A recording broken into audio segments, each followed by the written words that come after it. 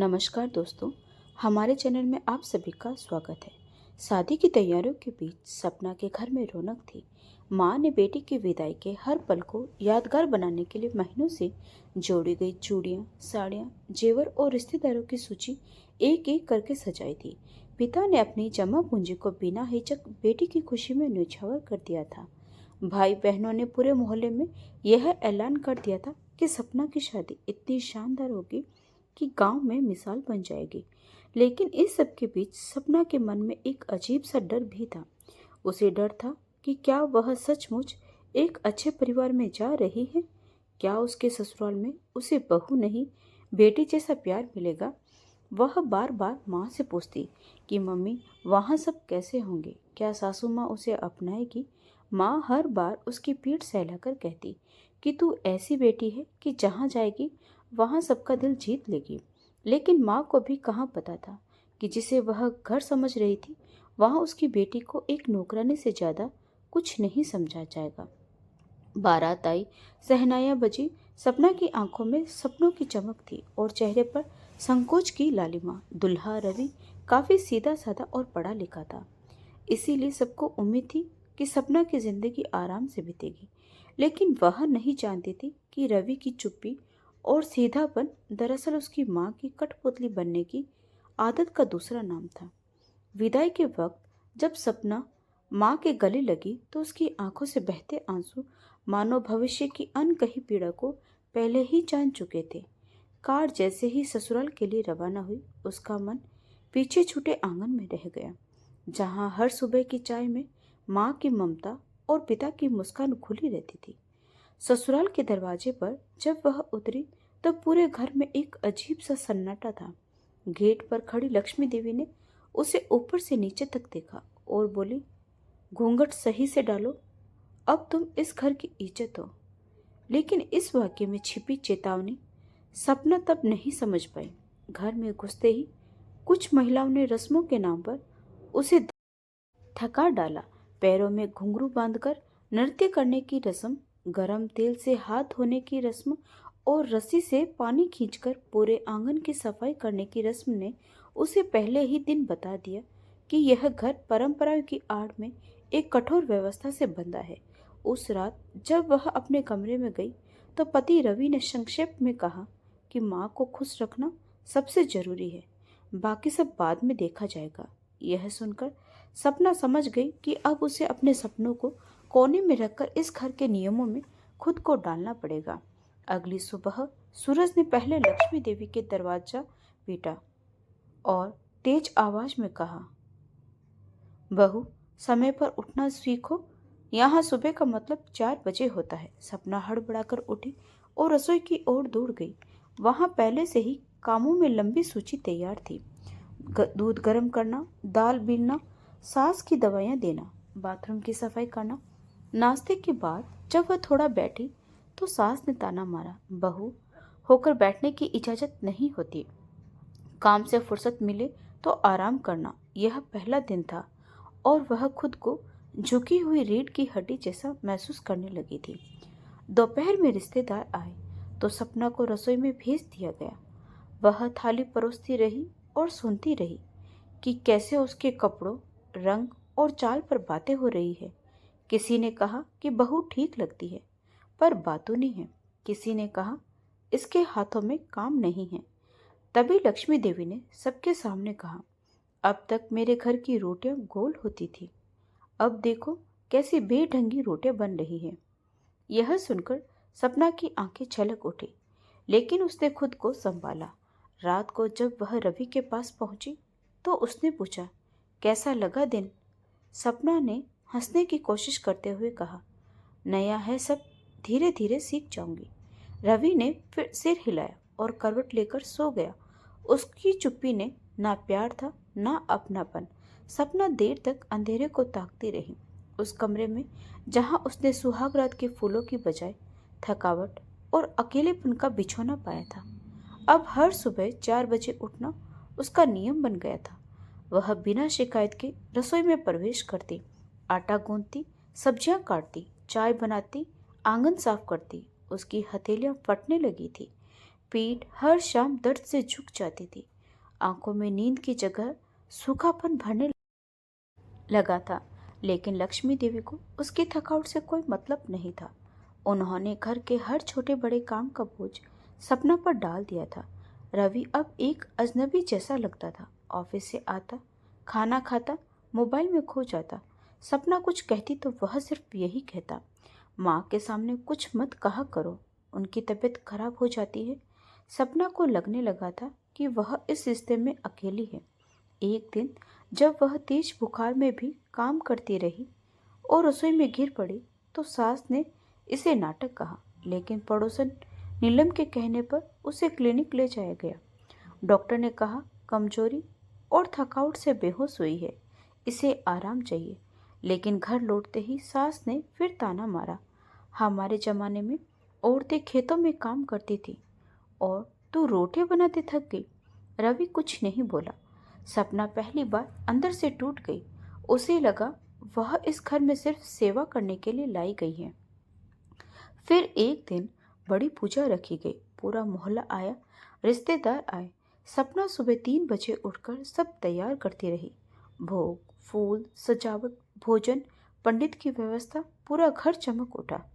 पूजा के दौरान एक औरत ने कहा, लक्ष्मी जी, आपकी बहू तो बड़ी सलीकेदार है, लगता है अच्छे घर से आई है। इस पर लक्ष्मी देवी हंसते हुए बोली, अरे नहीं बहन जी, यह तो हमारे घर की नौकरानी बनकर आई है।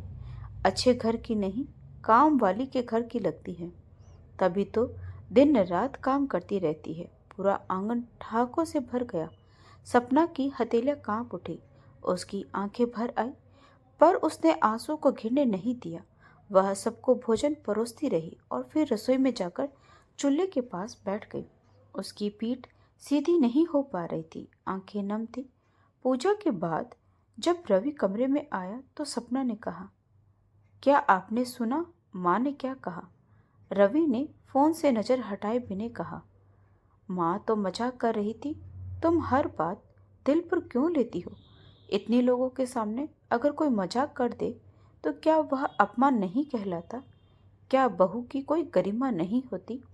यह सवाल सपना के भीतर तड़पने लगे थे। उस रात पहली बार उसने खुद को आईने में देखा। माथे पर सिंदूर था, गले में मंगलसूत्र, हाथों में चूड़ियां और पैरों में पायलें। लेकिन आंखों में एक गहरा सा अंधेरा था, जैसे कोई नहीं देख पा रहा था। अगले दिन सुबह जब वह उठी तो सास ने फिर वही आदेश दिए, आज कपड़े धोने हैं, आज गोबर से आंगन लीपना है, आज तुलसी चौरे की सफाई करनी है। और जब सपना ने कहा कि आज मेरी तबीयत ठीक नहीं है, तो लक्ष्मी देवी ने कहा कि बहू की तबीयत तो तभी खराब होती है जब उसे काम करने में से मन उबने लगता है। और उस क्षण सपना ने पहली बार पलटकर कहा कि माँ, बहू का मतलब नौकरानी नहीं होता, बहू भी एक इंसान होती है। जिस दिन उसकी आत्मा थक जाती है उस दिन वह शरीर भी जवाब दे देता है। यह सुनकर सास भूचक्की रह गई। घर के बाकी लोग भी हैरान थे, क्योंकि अब तक चुप रहने वाली सपना ने पहली बार विरोध किया था। लेकिन यह विरोध चीख कर नहीं, बल्कि थकी हुई आत्मा की खामोशी से निकला था। एक ऐसी खामोशी जो सबको चुप गई थी। और उस दिन के बाद से सपना के भीतर कुछ बदलने लगा। उसने अब काम करने में लाचारी नहीं दिखाई, बल्कि आत्मसम्मान के साथ काम किया। वह अब हर बात पर हाँ माँ नहीं कहती थी, बल्कि अपने अस्तित्व की रक्षा के लिए थोड़ा ठहर कर जवाब देती थी। लेकिन यह बदलाव सास को अखरने लगा। वह अब हर बात से उसे ताना मारती, बेटा रवि से कहती कि देख, तेरी बीबी अब जुबान चलाने लगी है। और रवि हमेशा की तरह बिना सच्चाई समझे सपना को ही दोषी ठहराता। एक रात सपना बिस्तर पर लेटी थी। उसका शरीर थककर टूट चुका था, लेकिन उसका मन अब लड़ने के लिए तैयार हो रहा था। वह सोच रही थी कि क्या इसी घर के लिए उसने अपने सारे सपने छोड़ दिए? क्या इसी अपमान के लिए वह रोज सुबह उम्मीद से उठती है? और फिर उसे याद आया माँ का वह वाक्य, तू जैसी बेटी है सबका दिल जीत लेगी। तब उसने ठान लिया कि अब वह खुद को इस घर की परछाई नहीं, पहचान बनाएगी, चाहे अकेले ही क्यों न लड़े, लेकिन अब हर अपमान का जवाब उसकी खामोश आंखें देगी और हर ताने का उत्तर उसका आत्मसम्मान। सपना के भीतर कुछ टूट चुका था और उसी टूटन की बुनियाद पर अब कुछ नया बनना शुरू हो चुका था। वह अब पहले जैसी नहीं रही थी, जो हर बात पर चुप रहकर सह लेती थी। अब वह वही काम करती थी, लेकिन बिना डर के, बिना किसी जरूरत से अधिक झुके। उसके व्यवहार में विनम्रता बनी रही, लेकिन आंखों में एक अजीब सा ठहराव और आत्मविश्वास झलकने लगा था। इस बदलाव को सबसे पहले लक्ष्मी देवी ने महसूस किया, जो अब छोटी छोटी बातों पर चिल्लाकर यह जताने की कोशिश करती कि घर में अभी भी वही राज कर रही है। लेकिन सपना अब चुपचाप उनकी बात सुनती और जवाब देती। माँ, आपने जो कहा वो कर दूंगी, लेकिन अभी अगर थोड़ी देर मिल जाए तो अपनी तबीयत संभाल लूँ या पहले पूजा कर लूँ। यह छोटा सा अंतर लक्ष्मी देवी को भीतर तक झकझोर देता।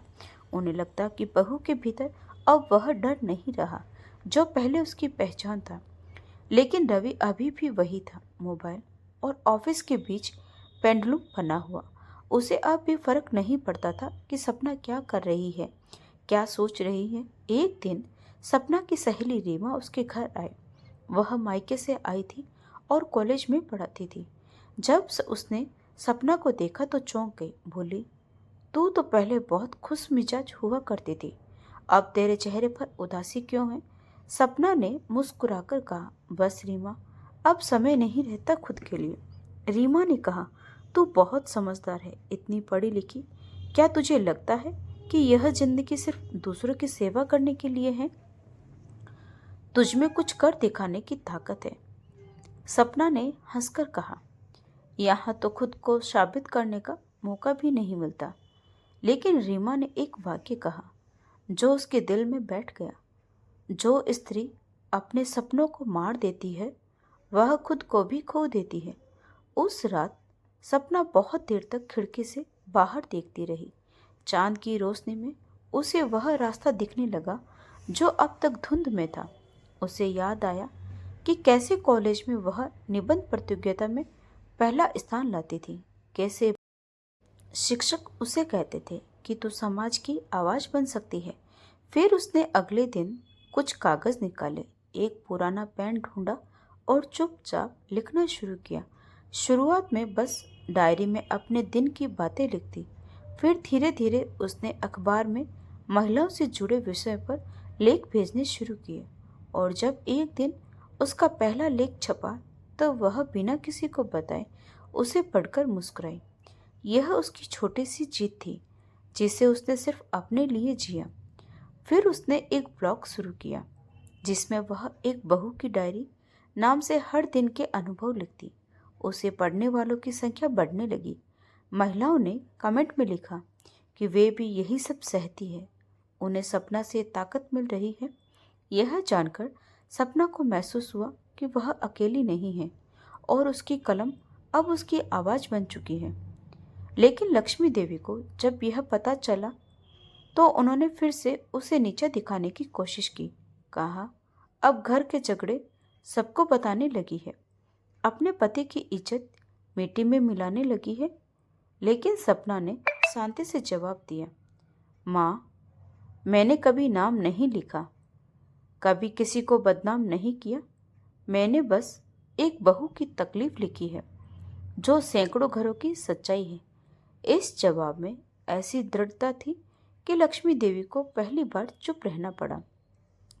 रवि को जब पता चला तो उसने कहा, तुम्हें यह सब करने की जरूरत नहीं, घर संभालो, वही तुम्हारा काम है। लेकिन सपना ने उससे कहा, मैं घर भी संभाल रही हूँ और अपने मन को भी। अगर एक स्त्री सिर्फ घर की चौखट तक सिमट जाए तो वह सांस तो ले सकती है, लेकिन जिंदा नहीं रह सकती।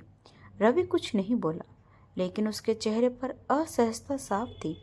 अब घर में सपना को देखने का नजरिया बदलने लगा था। उसकी सास, जो पहले उसके काम में 10 गलतियां निकालती थी, अब चाहती थी कि सपना ही हर मेहमान का स्वागत करे, क्योंकि उसे बात करना आता है। सपना अब भी वही थी, वही रोटियां सेकती, वही चाय बनाती, वही झाड़ू लगाती, पर अब उसकी आंखों में एक रोशनी थी जो कहती थी कि वह सिर्फ बहू नहीं, एक इंसान है जिसकी पहचान अब किसी की परछाई नहीं बल्कि अपने शब्दों से बनी है। और उस रात जब वह बिस्तर पर लेटी तो पहली बार उसकी आंखें नम नहीं थी, बल्कि उनमें आत्मसंतोष का वह गहरा सागर था जिसमें उसने खुद को पहली बार जिंदा महसूस किया। और चांदनी में वह मुस्कुराते हुए धीरे से सो गई, जैसे उसने पहली बार अपने होने का सम्मान किया हो। सपना के भीतर धीरे धीरे एक ऐसी ऊर्जा पनप रही थी जो अब केवल शब्दों तक सीमित नहीं रहना चाहती थी, बल्कि अब वह अपने ससुराल के हर कोने में अपने अस्तित्व की छाप छोड़ना चाहती थी। एक दिन जब मोहल्ले में महिला स्वास्थ्य शिविर का आयोजन हुआ, तो आयोजन समिति की एक सदस्य, जिससे सपना की डायरी ब्लॉग के बारे में पता था, उसने सपना को मंच पर बुलाने का निमंत्रण दिया। यह पहली बार था जब ससुराल के बाहर कोई उसे उसके नाम से जानता था, बहू या रवि की पत्नी कहकर नहीं। लक्ष्मी देवी को जब यह पता चली तो उन्होंने तुरंत विरोध किया, कहा घर की बहुएं बाहर मंच पर नहीं चढ़ती, औरत की इज्जत घर के पर्दे में रहती है। लेकिन सपना अब वह लड़की नहीं रही थी जो हर बात पर सिर झुका दे। उसने साफ शब्दों में कहा, माँ, अगर बहू बाहर नहीं जा सकती तो फिर उसका होना ही बेकार है। अगर ज्ञान और अनुभव सिर्फ रसोई तक सिमट जाए तो समाज कैसे बदलेगा। रवि ने भी माँ की हाँ में हाँ मिलाई, लेकिन इस बार सपना बिना किसी को बताए चुपचाप मंच पर पहुंची और वहां जो बोली उसने वहां बैठी सैकड़ों महिलाओं की आंखें भर दी। उसने कहा कि एक औरत के भीतर कितनी ताकत होती है यह दुनिया तब जानती है जब वह खुद अपने आप को पहचानती है। बहू बनकर घर संभालना बुरा नहीं, लेकिन अगर उसी बहू को इंसान न समझा जाए तो फिर उसे बहू कहना भी अपमान है। उसकी इस बात पर सन्नाटा छा गया और फिर तालियां गूंज उठी। शिविर के बाद कई महिलाएं उसके पास आई और कहने लगी कि उन्हें भी ऐसे ही हिम्मत की जरूरत थी। कोई तो उनकी आवाज बना। सपना ने उन्हें गले लगाया और कहा कि बदलाव किसी बड़े कदम से नहीं, छोटे शब्दों से शुरू होता है। अब वह हर सप्ताह महिलाओं के लिए एक क्लास लेने लगी, जहां वह उन्हें आत्मनिर्भर बनने, बोलने, लिखने और अपने हक के लिए खड़े होने की ताकत देती। जब मोहल्ले की लड़कियां उसके घर आने लगी तो लक्ष्मी देवी को बुरा लगने लगा। वह बार बार कहती, अब यह घर वो कोचिंग सेंटर बना देगी। लेकिन जब मोहल्ले की एक विधवा माँ रोते हुए बोली कि उसकी बेटी को सपना की वजह से आत्मविश्वास मिला है और वह अब स्कूल में पहले नंबर पर आती है, तब पहली बार लक्ष्मी देवी के मन में सपना के लिए थोड़ी सी नरमी आई। मगर रवि अब भी चुप ही रहता। एक दिन रात को जब सपना उसके पास बैठी और कहा कि क्या तुम्हें कभी गर्व नहीं होता कि तुम्हारी पत्नी कुछ अच्छा कर रही है, तो रवि ने कहा कि मुझे फर्क नहीं पड़ता, मैं घर की शांति चाहता हूँ, बाहर की तारीफ नहीं। और उस रात सपना को पहली बार समझ आया कि शांति सिर्फ दीवारों के बीच नहीं, मन के भीतर होनी चाहिए। तभी वह अगली सुबह और दृढ़ संकल्प के साथ उठी। वह अब सिर्फ खुद को नहीं, अपने जैसी हर चुप और सहमी हुई बहू को जगाना चाहती थी। उसने एक स्थानीय पत्रिका के लिए लेख लिखना शुरू किया। उसका विषय था बहू या नौकरानी। उसमें उसने पूरे समाज से पूछा कि क्यों एक लड़की जब शादी करके ससुराल आती है तो उसका स्वागत मुस्कुराहट से नहीं, कामों की फहरिस्त से होता है। क्यों बहू को घर की इज्जत कहा जाता है, लेकिन उसे बोलने, हंसने, जीने और सपने देखने का अधिकार नहीं दिया जाता। इस लेख ने हलचल मचा दी। न सिर्फ मोहल्ले में बल्कि जिले भर में लोग उसकी चर्चा करने लगे। उसका नाम पहचान बनने लगा। स्कूल, कॉलेज, सामाजिक मंचों से उसे बुलावा आने लगा। लेकिन घर में अब भी ताने मिलते रहे। लक्ष्मी देवी अब उस पर निगरानी रखने लगी, उसे बार बार याद दिलाती कि तू इस घर की बहू है, बाहर की हवा लग गई है तुझे। लेकिन अब सपना बहती हवा नहीं, बहता दरिया बन चुकी थी जिसे कोई रोक नहीं सकता था। फिर एक दिन ऐसा आया जब एक राष्ट्रीय महिला मंच पर उसे सम्मानित करने का निमंत्रण मिला। यह एक ऐसा क्षण था जब एक आम बहू जो रसोई की खिड़की से सपनों को देखा करती थी, आज मंच से सैकड़ों महिलाओं के सपने को आवाज दे रही थी। सम्मान समारोह में जब उसका नाम पुकारा गया तो वह मंच पर जाकर रो नहीं पाई, क्योंकि उसकी आंखें अब आंसू से नहीं आत्मसम्मान से भरी थी। वहां से लौटते वक्त जब वह अपने घर के दरवाजे पर पहुंची तो लक्ष्मी देवी चुपचाप खड़ी थी। उन्होंने पहली बार सपना को गौर से देखा और कहा कि लोग तुझे बहू समझते हैं, पर तू तो सच में इस घर की शान बन गई। यह सुनकर सपना मुस्कुरा पड़ी, क्योंकि उसने जिस दीवार को अब तक सिर्फ बोझ समझा था वहां आज सम्मान की परछाई पड़ चुकी थी। और पहली बार उसे महसूस हुआ कि एक बहू अगर खुद को पहचाने तो वह सिर्फ दीवारों की जिम्मेदारी नहीं होती, वह उन दीवारों में जान डाल सकती है। सम्मान की उस रात के बाद सपना के जीवन में एक नई शुरुआत आई थी, लेकिन यह सुबह अभी अधूरी थी, क्योंकि घर की दीवारें भले अब उसके आत्मसम्मान को पहचानने लगी थी, पर उसके पति रवि का मन अब भी बंद खिड़की जैसा था, जो न रोशनी आने देता था न हवा। सपना हर रोज की तरह घर का काम करती, मोहल्ले की लड़कियों को पढ़ाती, लेख लिखती और कहीं न कहीं एक कोना अपने पति के लिए भी बचाए रखती। उसे उम्मीद थी कि एक दिन रवि उसकी मेहनत, उसका समर्पण और उसके अंदर छिपी औरत को देखेगा, जो केवल बहू या समाज सेविका नहीं, एक पत्नी भी है, जो अपने पति के प्रेम की भूखी है। लेकिन रवि अपने ऑफिस और माँ के बीच अब भी वैसा ही था, एक अजनबी जो हर बात पर सपना को टाल देता। एक दिन मोहल्ले में बहुत बड़ी घटना घटी। रवि की कंपनी में बड़ा घोटाला सामने आया। रवि को झूठे आरोपों में घसीटा गया और पुलिस उसे उठाकर ले गई। पूरे घर में अफरा तफरी मच गई। लक्ष्मी देवी की आंखों में डर था। मोहल्ले वाले कानाफूसी करने लगे। उस क्षण जब पूरा घर टूटने की कगार पर था, सपना ने सब कुछ संभाला। वह पुलिस स्टेशन गई, रवि से मिली। उसने देखा कि जो आदमी अब तक उसे समझ नहीं पाया, आज अपने ही लोगों के बीच अकेला खड़ा था। उसकी आंखों में झिम थी, थकान थी और एक ऐसी लाचारी जो शब्दों से परे थी। सपना ने बिना कुछ कहे सब कानूनी कागज देखे, वकील से बात की, पुराने कर्मचारियों से बात कर सबूत जुटाने लगी। कई रातें वह कागजों में उलझी रही।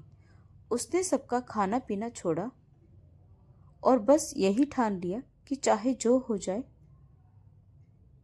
वह अपने पति को निर्दोष साबित करके ही रहेगी। उस संघर्ष में उसे फिर से अपमान सहना पड़ा।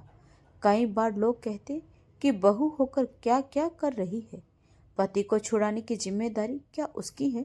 लेकिन सपना ने हर ताने को चुपचाप अपने सीने में समेट लिया। आखिरकार 3 सप्ताह की कड़ी मेहनत और एक पुराने साथी कर्मचारी की गवाही के बाद रवि पर लगे सारे आरोप झूठे साबित हुए। कोर्ट ने उसे निर्दोष करार दिया। जब वह घर लौटा तो लक्ष्मी देवी ने उसे गले लगाया, लेकिन रवि की नज़र सपना पर ही टिकी रही। उसने पहली बार उस स्त्री को देखा जो उसकी जिंदगी की सबसे बड़ी ताकत बन चुकी थी। उसने धीरे से कहा कि सपना, मैंने तुझे कभी समझा ही नहीं। अभी यह नहीं देखा तू मेरे लिए क्या क्या छोड़ चुकी है। उस दिन सपना कुछ नहीं बोली, बस मुस्कुराई और बोली कि शायद तुम्हें अब समझ में आया कि बहू होना क्या होता है, पत्नी होना क्या होता है और एक औरत में कितनी ताकत होती है जब वह टूटने की बजाय किसी को जोड़ने की ठान ले। उस रात सपना और रवि ने पहली बार एक दूसरे से बिना कोई तकरार के बात की। उन्होंने कॉलेज के दिनों की यादें साझा की। रवि ने कहा कि जब मैं ऑफिस में तुम्हारा लेख पढ़ता था तो एक बार दिल किया था कि कह दूं कि तुम पर गर्व है, पर हिम्मत नहीं हुई। सपना ने कहा कि शायद इस घर में हर किसी को हिम्मत की जरूरत थी और हमने एक दूसरे से दूर रहकर भी बहुत कुछ सीखा है। लक्ष्मी देवी अब चुप रहती थी, पहले की तरह आदेश नहीं देती थी, लेकिन अब कभी कभी कहती थी कि बहू, अगर थक गई हो तो बैठ जा। मैं सब्जी काट लेती हूँ। मोहल्ले की औरतें अब सपना को प्रेरणा कहती थी। कई घरों की बहुएं अब अपने सपनों को जिंदा रखने लगी थी और उस बदलाव की शुरुआत उसी रसोई की खिड़की से हुई थी जहां कभी सपना अकेले आंसू बहाया करती थी। अब वह खिड़की खुली रहती थी। वहां से आती हवा में खुशबू थी बदलाव की, संघर्ष की और उस बहू की जिसे इस एक दिन नौकरानी समझा गया था, लेकिन आज उसी ने पूरे घर को आत्मसम्मान, प्रेम और समझदारी का पाठ पढ़ाया। और उस रात जब वह बिस्तर पर लेटी, रवि ने उसका हाथ थामा और कहा कि तुमने मेरे जीवन को नया जन्म दिया। और सपना ने हल्की सी मुस्कान के साथ कहा, हाँ, लेकिन इस बार मैं बहू नहीं, खुद की पहचान बनकर जी रही हूँ। सपना के जीवन में बदलाव की बयार बह चुकी थी, लेकिन जीवन केवल शांति का नाम नहीं, बल्कि शांत होते हुए ही पुराने तूफानों की गूंज लौट आती है। ठीक वैसे ही हुआ जब एक दिन सपना के मायके से खबर आई कि उसके पिता को ब्रेन स्ट्रोक आया है और उन्हें तुरंत आईसीयू में भर्ती करवाया गया। यह सुनकर सपना के पैरों के नीचे से जमीन खिसक गई। उसने बिना देरी किए रवि से कहा कि मुझे पापा के पास जाना है। रवि ने कहा कि मैं टिकट बुक करवा देता हूँ, तुम अभी निकलो। यह वही रवि था जो कभी सपना की भावनाओं को नजरअंदाज कर देता था। अब उसके चेहरे पर चिंता थी और आवाज में अपनापन। सपना ने पहली बार अपने पति की आंखों में सच्चा साथ महसूस किया। जब वह मायके पहुंची तो पिता की हालत गंभीर थी, मां भी थकी हुई थी। सपना ने पूरे अस्पताल की जिम्मेदारी अपने कंधों पर ले ली। डॉक्टरों से बात करना, रिपोर्ट्स को समझना, मां का हौसला बढ़ाना और रात को आईसीयू के बाहर ठंडी फर्श पर बैठकर पापा की सलामती के लिए मन ही मन प्रार्थना करना, यह सब उसने बिना रुके किया। 5 दिनों की भागदौड़ के बाद जब पापा को होश आया तब उनकी पहली नज़र सपना पर पड़ी। उन्होंने आंखों से कहा कि बेटी, तू आ गई। और उस क्षण सपना को लगा कि सारी थकान, सारे आंसू पिघलकर एक मुस्कान में बदल गए हैं। उस शाम माँ ने सपना के सर पर हाथ रखकर कहा कि तू आज भी वही है, लेकिन अब और भी मजबूत हो गई है। मैं गर्व करती हूँ तुझ पर। यह सुनकर सपना की आंखें भर आईं, लेकिन वह नहीं रोई, क्योंकि अब वह आंसू से नहीं, कर्म से जवाब देती थी। जब वह लौटकर ससुराल आई तो वहाँ सब कुछ बदला बदला सा था। लक्ष्मी देवी ने पहली बार दरवाजे पर आकर उसका स्वागत किया और कहा कि तू मायके गई थी, लेकिन इस घर की रौनक भी तेरे साथ चली गई थी। मुझे अब समझ आया कि बहू सिर्फ रसोई नहीं संभालती, वह पूरा घर थामे रहती है। यह सुनकर सपना कुछ पल के लिए स्तब्ध रह गई। उसे यकीन नहीं हुआ कि वही सास जो कभी उसे काम वाली समझती थी, आज उसके बिना घर को सुना कह रही है। सपना मुस्कुराई और बोली कि माँ, मैंने कभी घर को छोड़ने की नहीं सोची, बस जिम्मेदारियां बांटने का सपना देखा था। और अब शायद वह सपना धीरे धीरे सच हो रहा है। सब कुछ ठीक चल रहा था जब एक दिन रवि को ऑफिस से निकाल दिया गया। कंपनी में मंदी आई थी और पुराने कर्मचारियों को हटाया जा रहा था। रवि इस झटके को सह नहीं पाया। घर आकर चुपचाप बैठा रहता, किसी से बात नहीं करता और खुद को नाकाम समझने लगा। सपना ने जब उसके पास बैठकर कहा कि यह वक्त भी निकल जाएगा, तो रवि ने कहा कि मैं अब तुम्हारे लायक नहीं रहा। तुम मुझसे आगे निकल गई हो, सम्मान पा रही हो, पहचान बना रही हो, और मैं बेरोजगार होकर घर में बैठा हूँ। मुझे डर लगता है कि कहीं तुम मुझसे दूर ना हो जाओ।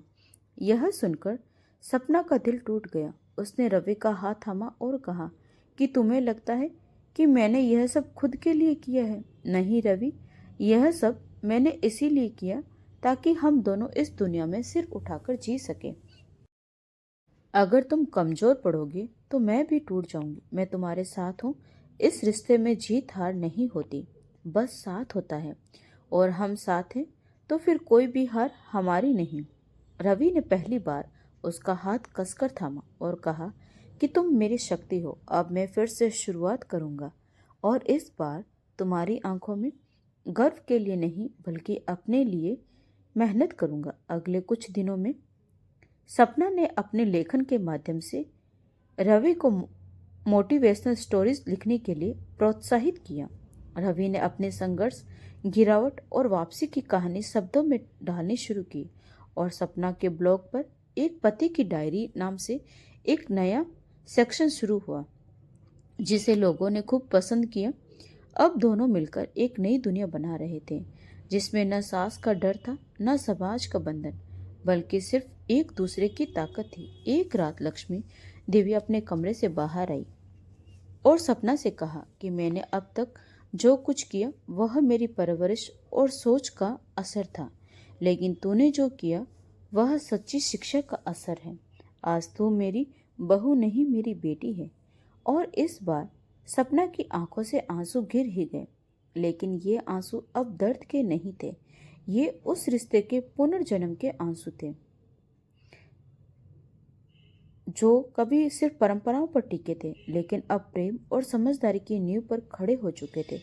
सपना की जिंदगी अब एक ऐसे मोड़ पर थी जहां बीते हुए सारे दर्द, अपमान और तिरस्कार पीछे छूट चुके थे और सामने एक नई दिशा थी जिसमें सिर्फ आत्मसम्मान, प्रेम और रिश्तों की सच्ची गहराई थी। रवि अब अपने जीवन में एक नई शुरुआत कर चुका था। उसने लेखन को पूरी तरह अपनाया और एक पब्लिशिंग हाउस ने उसके और सपना के संयुक्त ब्लॉग को किताब की शक्ल में छापने का प्रस्ताव दिया। किताब का नाम रखा गया बहू या नौकरानी, एक घर की दो परिभाषाएं। इस किताब ने समाज में हलचल मचा दी। हर तरफ उसकी चर्चा होने लगी। टीवी चैनलों, अखबारों, सोशल मीडिया पर लोग कहने लगे कि यह किताब एक आईना है जिसमें हर घर को खुद को देखना चाहिए। पुस्तक विमोचन के दिन मंच पर जब सपना को आमंत्रित किया गया तो हजारों लोगों की तालियों के बीच वह मंच पर पहुंची। सामने बैठी महिलाओं की आंखों में आंसू थे और पुरुषों की आंखों में पश्चाताप, क्योंकि उनकी बहुओं ने भी वर्षों से वही सहा था जो सपना ने सहा, लेकिन किसी ने कभी आवाज नहीं उठाई। सपना ने माइक के सामने खड़े होकर कहा कि यह किताब मेरी नहीं, हम सबकी है। हर उस औरत की जो बहू बनकर आई और नौकरानी बना दी गई, लेकिन फिर भी टूटने की बजाय दीवार बन गई, जिसने सबको सहारा दिया। मेरी कहानी किसी एक घर की नहीं, हर उस घर की है जहां बहू को इज्जत से ज्यादा जिम्मेदारियां दी जाती हैं, अधिकारों से ज्यादा आदेश और सम्मान से ज्यादा सेवा। लेकिन आज मैं कहना चाहती हूँ कि एक औरत को सिर्फ इसीलिए मत आंको कि वह चुप रहती है, क्योंकि जब वह बोलती है तो पूरे समाज को बदल सकती है। उस दिन जब वह मंच से उतरी तो लक्ष्मी देवी उसकी ओर बड़ी भीड़ को चीरते हुए और पहली बार उन्होंने सार्वजनिक रूप से उसके सामने हाथ जोड़ दिए। कहा, तूने मुझे बदल दिया, मुझे मेरा असली आईना दिखाया। मुझे अब समझ आया कि बहू होना एक जिम्मेदारी नहीं, एक रिश्ता होता है जिसमें प्रेम सबसे जरूरी होता है। सपना ने उन्हें गले लगा लिया और कहा कि माँ, आपकी माफ़ी मेरे लिए सबसे बड़ा सम्मान है। जब किताब बेस्ट सेलर बनी तो रवि और सपना को दिल्ली में एक प्रतिष्ठित साहित्यिक मंच पर बुलाया गया। वहां उन्होंने एक नई परियोजना आवाज की घोषणा की, जिसमें वे पूरे देश की महिलाओं की कहानियां इकट्ठा करके उन्हें मंच देने का कार्य कर रहे थे। यह केवल लेखन नहीं बल्कि आत्मा की आवाज थी। अब सपना हर हफ्ते गांव-गांव जाती, महिलाओं से मिलती, उनके साथ बैठती, उनकी कहानियां सुनती, उनके लिए क्लासेस लेती। और जब एक बूढ़ी दादी ने उसके पैर छूकर कहा कि तूने मुझे मेरी पोती में उम्मीद दी है, तो सपना की आंखों में फिर से आंसू आ गए। लेकिन अब ये आंसू न अपमान के थे, न अकेलेपन के, बल्कि उन सब स्त्रियों की आवाज बनने की जिम्मेदारी के थे जिनका कोई सुनने वाला नहीं था। अब घर में भी सब बदल गया था। लक्ष्मी देवी सुबह पूजा के बाद सबसे पहले सपना के कमरे में आकर कहती, आज कौन सी नई कहानी लिख रही है? रवि हर लेख पूरा होने के बाद उसकी पंक्तियां पढ़कर उसे गले लगाता और कहता कि तूने मुझे खुद से मिलाया है। और जब एक शाम सपना बालकनी में बैठी चाय पी रही थी, तब आकाश में उड़ते पंछियों को देखकर बोली, मैंने अपना घर नहीं बदला, अपने घर की सोच बदल दी, और यही सबसे बड़ी क्रांति है। उस क्षण उसे अपने अंदर की वह लड़की दिखी जो बरसों पहले मायके से विदा होकर ससुराल आई थी। आंखों में सपने, मन में संकोच और दिल में उम्मीदें लेकर आज वही लड़की एक स्त्री बन चुकी थी, जो अब सिर्फ बहू नहीं, प्रेरणा थी, शक्ति थी, और हर उस औरत की आवाज़ थी जो घर की चुप दीवारों के पीछे अपना अस्तित्व खोज रही थी। और तब उसने अपनी डायरी में आखिरी लाइन लिखी, मैं बहू थी, हूँ और रहूँगी, लेकिन अब मैं सिर्फ नाम से नहीं, आत्मसम्मान से बहू हूँ। और कोई मुझे नौकरानी कहे इससे पहले मैं खुद को पहचान चुकी हूँ।